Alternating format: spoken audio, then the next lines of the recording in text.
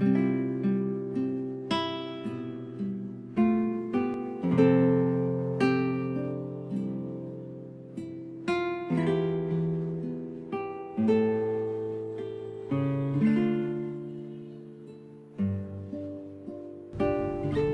mabuting balita ng Panginoon ayon kay San Mateo.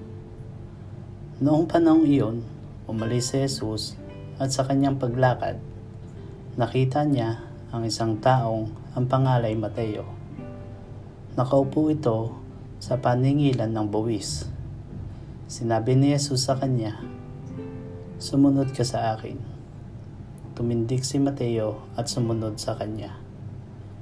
Nang si Jesus at ang kanyang mga alagad ay nasa bahay ni Mateo, dumating ang maraming publikano at mga makasalanan, at sila ay magkakasalong kumain.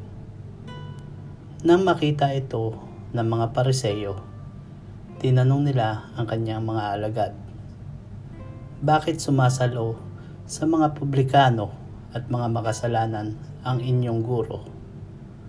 Narinig ito ni Jesus at siya ay sumagot, "Ang mga may sakit ang nangangailangan ng manggagamot, hindi ang mga walang sakit. Humayo kayo at unawain ninyo ang kahulugan nito.